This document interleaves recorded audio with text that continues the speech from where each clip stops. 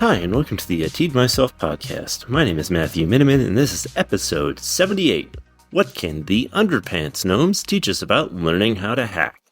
So, Underpants Gnomes. Yeah. Step 1, steal underwear. Step 2, Step 3, profit. Excellent. This is how you plan. Not really. The whole point of this is that in this episode of South Park, I don't know what the episode is.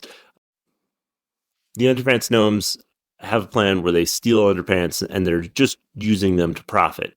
And that can work, I guess. I don't know. In their heads, they see that will work and they want to plan.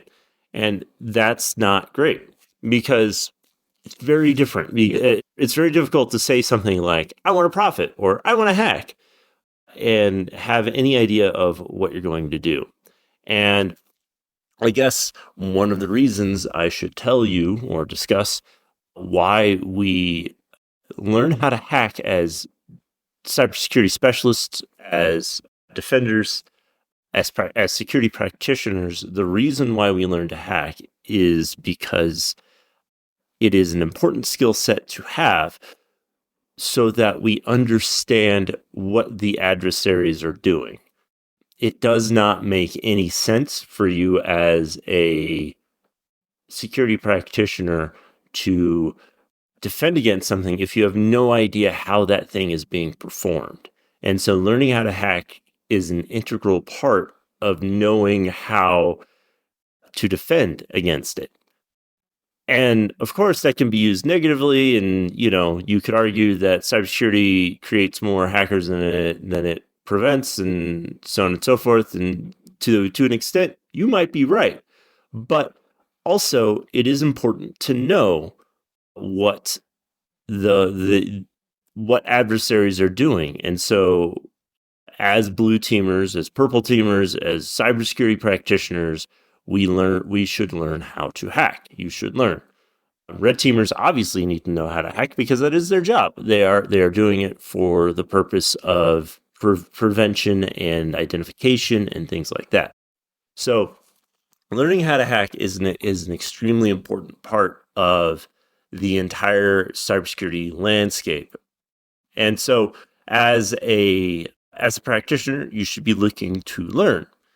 And when you're looking to learn, it can be very difficult to know where to start. And that's where the Underpants Gnomes come into play. Never thought I'd be saying this. The Underpants Gnomes in South Park, one of the earlier episodes of South Park, I mean, it's 27 fucking years, so every episode that I've watched is early, I guess. Anyway, the one of the early episodes of South Park, the boys have a friend who believes that his underpants are being stolen and he beseeches his friends for help. And so they attempt to figure out, what's going on. It turns out that he was 100% truthful in the fact that gnomes are stealing his underpants. Ah!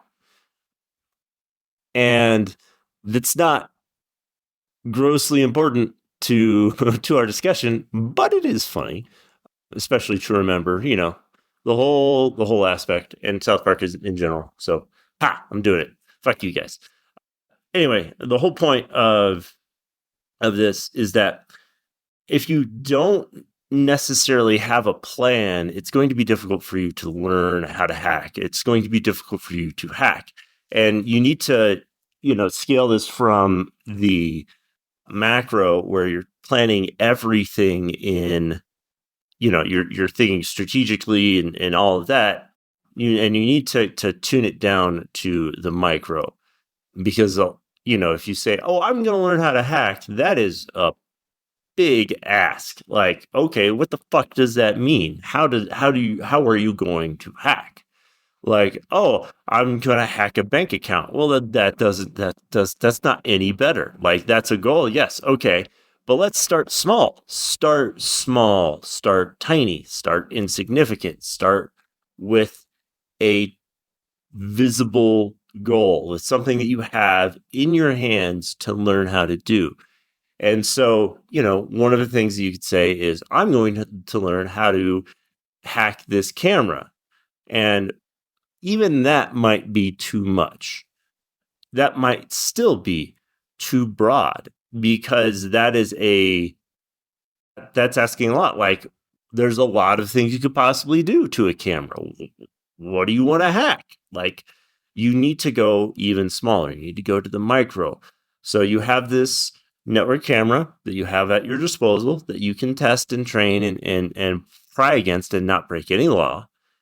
So what are you going to do? Well, okay, I'm going to hack into it without the username. I'm going to access the internal workings of this camera without knowing the username and password. Okay, that's good. I'm going to hack this camera by getting the video stream without any authentication.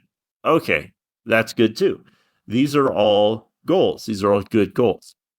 And they're small enough for you to learn how to do, because then you can investigate and find, hey, there's an H201 stream that's available on this web camera. I can see that because when I hit it with a net scan, with a in-map, I can see all the ports that are available, and those are the ones that are identified. Hey, look, I can see that. Oh, and it responds on that port with a specific type of command and with this packet. Okay, cool. I can move from there. I can pivot and learn more and more and more. And that is how learning to hack actually will work for you. Instead of saying this very broad, I want to learn how to hack, it doesn't make any sense for you to, as an individual, start that broadly. If you want to start understanding how to hack and learning and developing those skills, start small, start insignificant. You have a desktop that you have access to, and you want to, you want to create a reverse shell on it. Okay, start small, start real small. Okay, first, how do I create a connection to this machine? How do I establish a command line? How do I start the process of creating a reverse shell? What are the steps in doing that?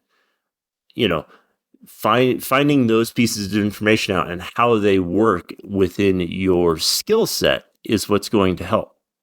Now, if you're looking at this as an attacker, and I do realize that, some of this could be used to train, an adversary as well, but they have enough resources as fucking is, so it doesn't really matter what I say.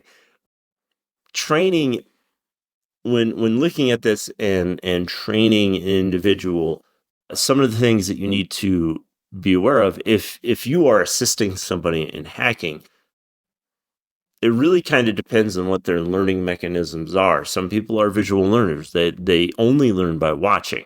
And that's beneficial for a lot of folk, because the newest form of training media, or the most broadly distributed form of training media now, is online videos. Some people learn by text to thought. And that's how I work best, but not everybody works that way.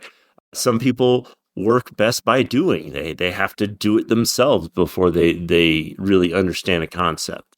And so, some other people only learn by teaching, and those are all ways. But knowing how you learn is going to help you in this aspect as well, because when you are attempting to figure out how to hack, you have to understand how you are going to absorb the information the best, because you aren't going to know how to do certain things right away. It's going to take you to understand the underlying concepts. And I think that's the hardest part for a lot of newbies to get, is that you're not just going to walk into a security analyst job day one and immediately understand how to hack and how people are getting into accounts and whatnot.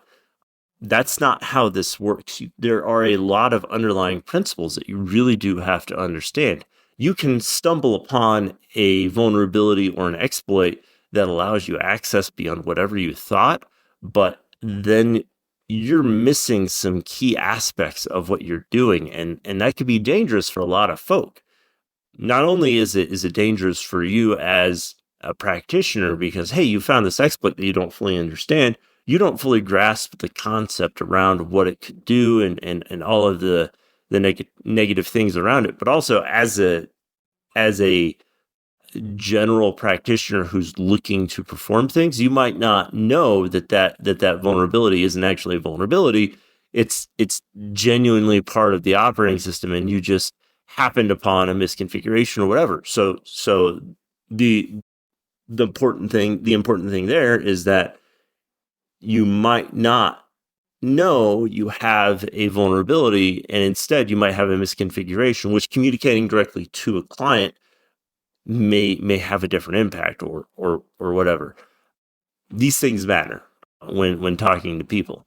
Anyway, the whole point being is that if you're going to steal underwear, you have to have a plan. You have to have a plan of what you're going to do with that underwear in order to profit. You can't just have this I'm going to hack attitude. You have to have a plan. You have to have an idea of where you want to go directly, and not a broad sense of, oh, well, I'm going to exploit this thing. I'm going to find an exploit. Okay, great. What are you going to find an exploit to? Holy shit, that's a big thing.